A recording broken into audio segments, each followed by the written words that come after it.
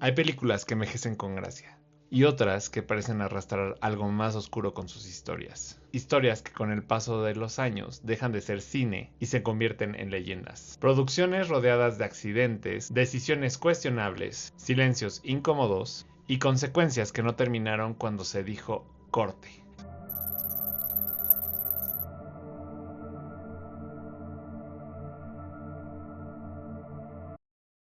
Esta noche quiero hablarte de una de ellas, una de las películas que muchos consideran intocable, casi sagrada, pero también una de las más señaladas cuando se habla del lado oscuro del cine. Recuerdo la primera vez que vi El Mago de Oz. Hay algo en esa película que sigue funcionando incluso hoy.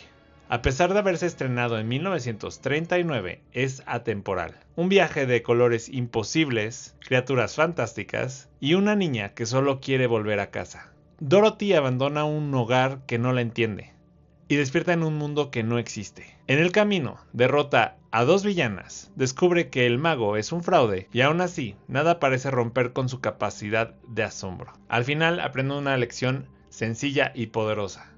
No hay lugar como el hogar. Pero detrás de esta fantasía existe otra historia. Una historia que habla de muertes, accidentes y abusos. Y decisiones que dejaron marcas reales. Hoy te voy a hablar del lado oscuro del Mago de Oz. Recientemente, gracias a las películas de Wicked, muchos descubrieron el mágico mundo de Oz.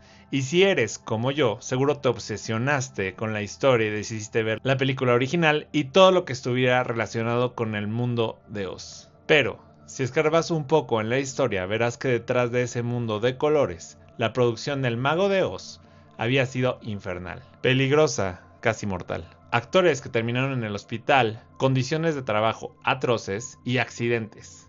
Visto en retrospectiva, lo más asombroso del Mago de Oz no son los colores, las criaturas o la historia. Lo más asombroso es que haya llegado a los cines. Entonces, El Mago de Oz es una película maldita. Reconstruir lo que ocurrió durante la producción del Mago de Oz es increíblemente difícil, porque aquí no solo hay hechos, hay mitos, la memoria es frágil y muchas de las personas involucradas recordaban los mismos hechos de diferentes maneras. Tal vez las cosas no fueron tan extremas como se ha dicho, pero tampoco fueron un cuento de hadas. Después de todo, esto es Hollywood, un lugar lleno de egos enormes, presiones brutales y vidas rotas. Un poquito del contexto es que durante El Mago de Oz pasaron 4 directores. Primero fue Richard Thorpe, después George Cukor, que estuvo 3 días, luego Victor Fleming, que hizo la mayoría de la película casi hasta el final, y después King Vidor, que fue quien cerró la película. Entre tantos cambios, la producción pasó por muchos momentos difíciles, pero esto no era extraño en Hollywood. Guiones que cambian, canciones que se cortan, directores que se van y vienen, esto era normal. Lo que no era normal era lo que estaba a punto de comenzar, porque fue cuando llegaron las estrellas al set que Oz dejó de ser caótico y empezó a ser peligroso. Los problemas con Oz se intensificaron incluso antes de que rodara una sola cámara. Comenzaron desde algo tan básico como una pregunta: ¿quién iba a ser Dorothy? Hoy es imposible imaginar a alguien que no sea Judy Garland interpretando ese papel. Ella es Dorothy, la define, la habita, pero para MGM esto no estaba nada claro. La primera opción fue Shirley Temple, la niña más famosa de Estados Unidos, un imán para la taquilla. Si lo que buscaban era un rostro que llenara las salas, ella era la respuesta obvia. Pero pronto se dieron cuenta de algo fundamental. Shirley no tenía la voz para cargar una película como esta.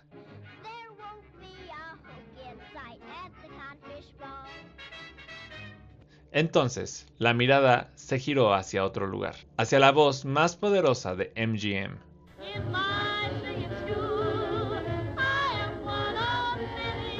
Judy Garland. Había sido contratada por el estudio en 1935, cuando tenía 13 años, y llevaba prácticamente toda su vida actuando. El estudio creyó haber comprado algo extraordinario, una voz. Pero, según sus propios documentos internos, venía atada a un cuerpo mediocre y un rostro defectuoso. Durante los siguientes 7 años, ese cuerpo fue intervenido, la voz entrenada, los dientes cubiertos, la nariz retocada, la cintura apretada con corsés y el cuerpo moldeado a fuerza de dietas y masajes. Todo esto sirve para entender una cosa. Judy fue obligada a desarrollar complejos desde muy pequeña. Aprendió a ser una intérprete descomunal.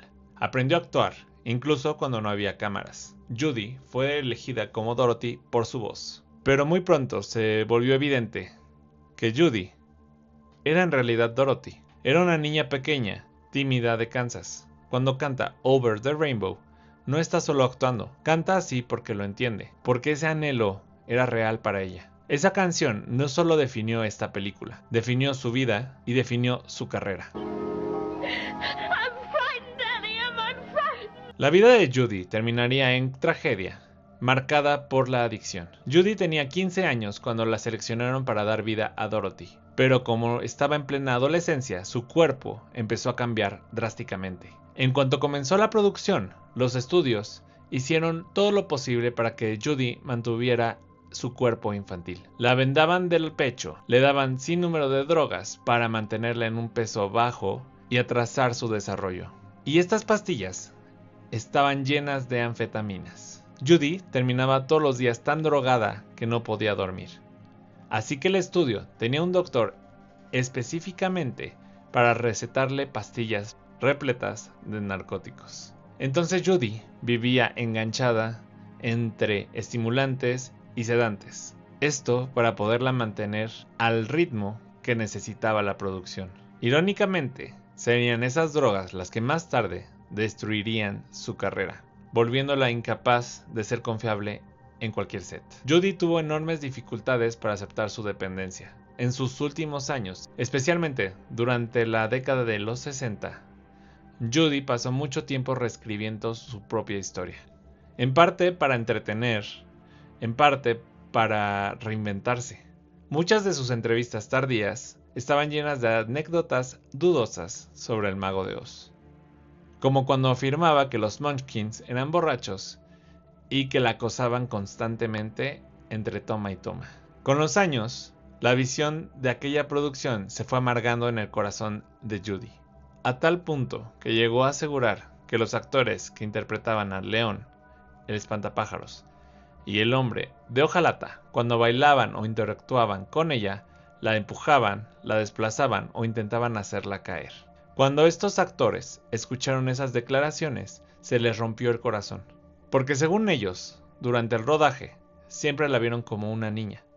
La protegían, la cuidaban, la trataban como su propia hija. Existe otro rumor, uno que ha sobrevivido durante décadas alrededor de Judy Garland. Ocurre durante el rodaje de la escena en la que el león cobarde aparece por primera vez. Es el momento en el que intenta atrapar a Toto. Dorothy lo defiende, le da un golpe en el hocico y el león comienza a llorar. Shame on you! What did you do that for? Un llanto exagerado, lastimero, ridículo, tan ridículo que Judy Garland no podía parar de reír. Toma tras toma, cada vez que Bert Lahr empezaba a llorar, Judy se doblaba de la risa. De hecho, en la película lo puedes ver. Cuando llega el león, Judy empieza a sostener a Toto cerca de su rostro como para intentar contener la risa. Is my nose bleeding? Well, of course not. Cada vez que Bert Lahr empezaba a llorar, Judy se reía y arruinaba la toma. Una y otra vez, el equipo esperaba, las cámaras se detenían y ella seguía riendo. Hasta que Victor Fleming, uno de los 4 directores, se hartó, detuvo el rodaje, caminó hacia ella, la tomó del brazo, se la llevó a un costado del set, lejos de las cámaras, lejos del equipo, y ahí, según el rumor, la abofeteó. Una cachetada seca y directa. Después la mandó a su camerino para que se calmara, para que regresara cuando estuviera lista para comportarse como una profesional. No hay cámaras que lo prueben, no hay grabaciones, solo versiones. Algunas lo niegan, otras lo suavizan. Pero el hecho de que este rumor exista y que nadie lo haya considerado como imposible, dice mucho del ambiente en el que se estaba filmando El Mago de Oz. Pero, por más creíble que pueda parecer, Judy Garland no fue literalmente torturada en el set de Oz. Si alguien estuvo verdaderamente cerca. Probablemente fueron los 4 actores principales obligados a usar vestuarios intensos y peligrosos todos los días. Algunas de las partes más mágicas e impresionantes del Mago de Oz, sin duda, son los vestuarios. Criaturas imposibles, colores vivos, personajes que parecen salidos de un sueño. Pero para los actores que les dieron vida, fueron pesadillas. Pesadillas tan intensas que varios de ellos cargaron con sus consecuencias el resto de sus vidas. Casi todos los actores principales, excepto Judy Garland, estaban cubiertos de pies a cabeza, acolchados, telas gruesas, prótesis, capas y capas de maquillaje, incluso armaduras completas. Ahora imagina todo esto bajo las luces de un estudio de los años 30. Con temperaturas que superaban los 38 grados centígrados. El set era tan grande que el director Victor Fleming ordenó reunir prácticamente todas las luces disponibles en Hollywood para poder iluminarlo. El resultado fue predecible. Personas desmayándose, técnicos siendo sacados en brazos, actores que en cuanto se detenía una toma, corrían hacia cualquier puerta abierta solo para poder respirar. Había un jefe de bomberos presente en todo momento. Su única función era vigilar que el escenario no se incendiara. Y aún así, estuvo a punto de suceder en varias ocasiones. Ahora te voy a contar un poquito de la pesadilla que vivió el león. Bert Lahr, el actor que interpretó a León Cobarde, llevaba uno de los trajes más calientes de todos y además, también uno de los más pesados, con unos 40 kilos y hecho con piel de león real. Para dar vida al león más cobarde del cine, se tardaban casi 2 horas cada mañana entre prótesis, vestuario y maquillaje. Esto era una verdadera osadía, a tal nivel que solo los ojos y las mejillas quedaban expuestos. El resto de su cuerpo estaba cubierto. El maquillista de Bert recordaba verlo mirarse al espejo durante unos 10 o 15 minutos antes de sentarse en su silla. Pero esto no lo hacía por vanidad, sino para convencerse, para soportar otro día en esa pesadilla de colores, pieles y ese calor infernal. Cuando lograba quitarse el traje entre toma y toma, la ropa que llevaba debajo estaba completamente empapada en sudor. Y como si no fuera suficiente, solo podía comer y beber a través de un popote. Su almuerzo habitual durante esta producción fue sopa caliente. Pero como te imaginas, el disfraz de león no fue lo único problemático en el set. Otro de los que sufrió mucho por el calor fue el espantapájaros. El papel lo interpretaba Ray Bolger, una estrella de Broadway, y su máscara era una tortura. No era porosa, no dejaba pasar el aire y no permitía que el sudor saliera. Años después, Ray lo explicó así: cuando la usas, te das cuenta de algo terrible. No puedes respirar por la piel y no sabes cuánto respiras por la piel hasta que no puedes hacerlo. Cada noche después de filmar, los maquillistas tardaban casi 1 hora en despegarle la máscara del rostro. No quitársela, despegársela. Al final, Ray Bolger quedó con líneas permanentes alrededor de su boca y el mentón. Marcas que no eran maquillaje, eran un recuerdo para toda la vida. Ahora te voy a hablar del hombre que quedó sin corazón y sin pulmones. Si no sabes chismecito cinematográficos, te cuento uno. Pocos saben que el hombre de hojalata original no es el que aparece en la película. Te voy a contar lo que pasó al hombre de hojalata original, Buddy Ebsen. Buddy fue seleccionado originalmente como el espantapájaros, personaje que después fue dado a Ray Bolger, cuando Ray amenazó con abandonar el proyecto por no querer ser el hombre de hojalata, dando como resultado que recastearan a este personaje con Buddy. Este personaje necesitaba que el actor llevara en todo momento una armadura de aluminio, y cualquier parte del cuerpo que no tuviera armadura debía ser pintado de plateado. Para lograr este color tan inusual, la producción debía pintar la piel de Buddy blanca y después cubrirla con aluminio en polvo. Al principio todo perfecto, tenía el tono deseado, pero después de unos días las manos y los pies de Buddy empezaron a acalambrarse. Lo siguieron los brazos y las piernas. Esto llegó a tal nivel que Buddy no podía mantenerse de pie y sentía que no podía respirar. Fue llevado de emergencia al hospital, donde lo diagnosticaron con neumonía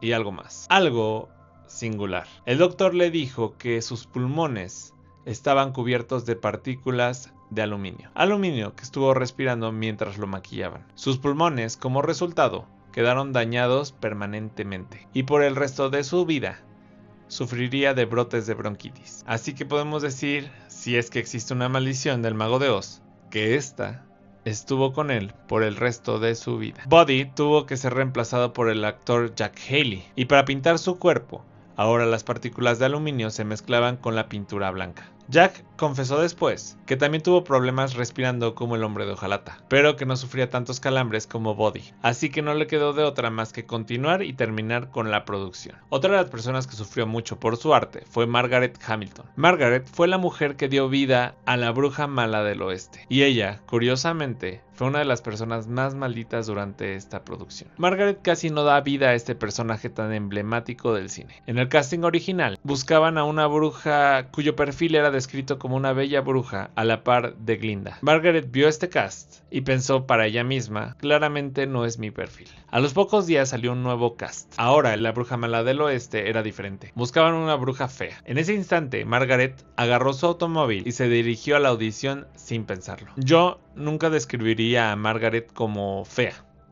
Más bien consideró que su rango actoral era tan bueno que con una prótesis, un poco o bueno, mucha pintura verde llena de cobre, metros y metros de telas negras, lograrían crear a uno de los personajes más icónicos y aterradores de la historia del cine. Un personaje que la persiguió por el resto de su vida. Margaret continuó aterrando a los niños aún en su día a día. Aunque muchas personas que la conocían la describían como alguien muy amable y gentil, la sombra de la bruja no la abandonó, a tal nivel que la pobre pasó el resto de su vida intentando cambiar su imagen. Ahora te voy a contar un poquito de lo que sufrió Margaret mientras grababan esta película. Are you a good witch or a bad witch? Ok, si vieron la película, quiero que recuerden la primera escena donde la bruja mala aparece, gritándole a Dorothy por haber asesinado a su hermana con una caza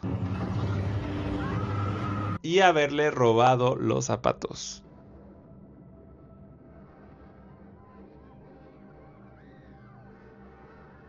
Después de amenazar a la niña, la bruja empieza a caminar hacia una nube de humo rojo que empieza a surgir del suelo. Este sale de una plataforma oculta, en la cual la bruja tiene que pararse y bajar rápidamente. Una vez fuera de escena, saldrían unas bolas de fuego. Just try. I'll get you, my pretty, and your little dog too.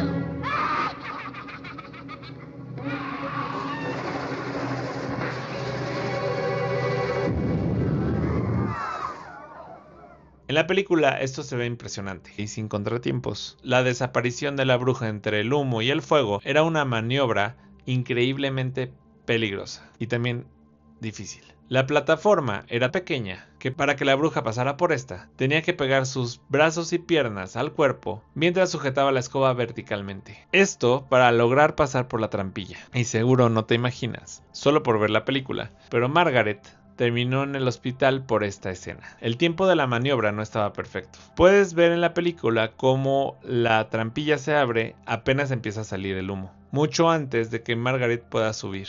Ella brinca en el hueco, pero era demasiado tarde. Para el momento en el que la plataforma la lleva para abajo, la bola de fuego ya está saliendo, lo que causó que las llamas fueran directamente a su rostro. Y recuerdas que te mencioné que su maquillaje estaba lleno de cobre, y el cobre es un metal. Este se calentó a tal nivel que aunque apagaron el fuego, el maquillaje le seguía quemando la piel. En ese momento lo único que pudieron hacer los maquillistas fue rasparle con alcohol el maquillaje para quitarle hasta la última gota de pintura verde. Muchos en la producción recuerdan los gritos desgarradores mientras le raspaban el rostro a Margaret. Su rostro terminó cubierto con quemaduras de segundo grado y sus manos con quemaduras de tercer grado. Margaret fue llevada al hospital para que trataran sus quemaduras, y esa noche, cuando regresó a su casa, cubierta de vendajes, le pidió a la niñera de su hijo de 3 años que le dijera que estaba probando un disfraz nuevo, un disfraz de momia. Esto para no asustarlo.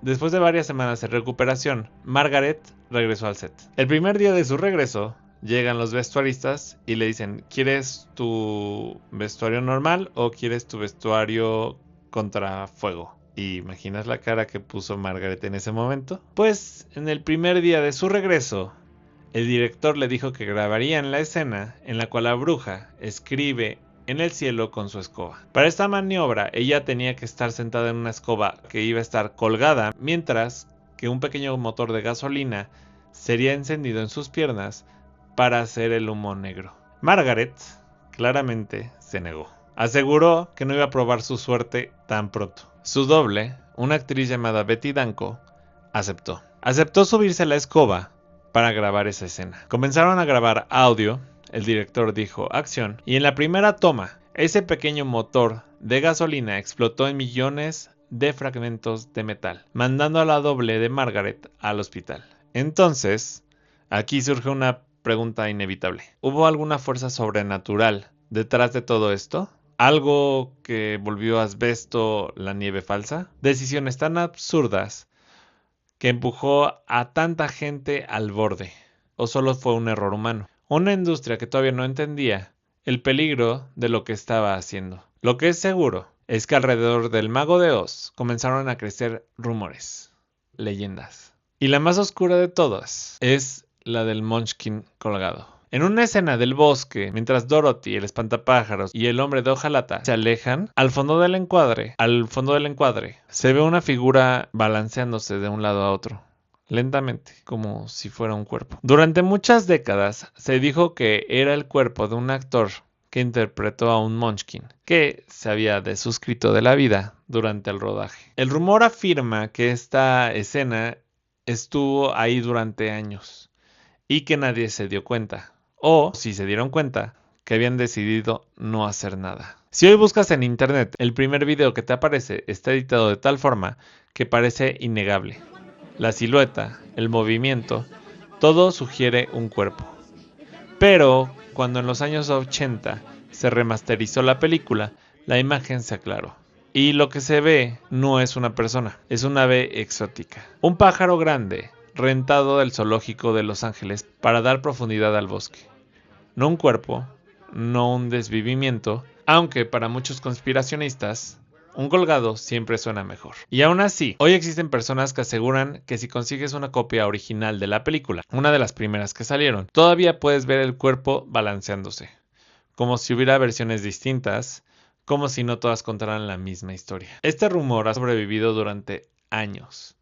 Y esto nos dice algo, que el Mago de Oz no necesitaba fantasmas inventados. Al final, El Mago de Oz no fue una película maldita. No en el sentido romántico, no en el sentido fácil. No hay pruebas de demonios, no hay rituales, no hay fantasmas, no hay fuerzas invisibles. Lo que sí hubo fue calor insoportable, productos tóxicos, ignorancia y abuso de poder. Abuso de poder en una industria que todavía no entendía los límites. Y personas que pagaron el precio con su cuerpo y muchos dicen que con su vida. Pero lo verdaderamente perturbador de la película del Mago de Oz no es pensar que algo oscuro habitaba o rondaba ese set. Lo perturbador es saber que no hacía falta nada sobrenatural.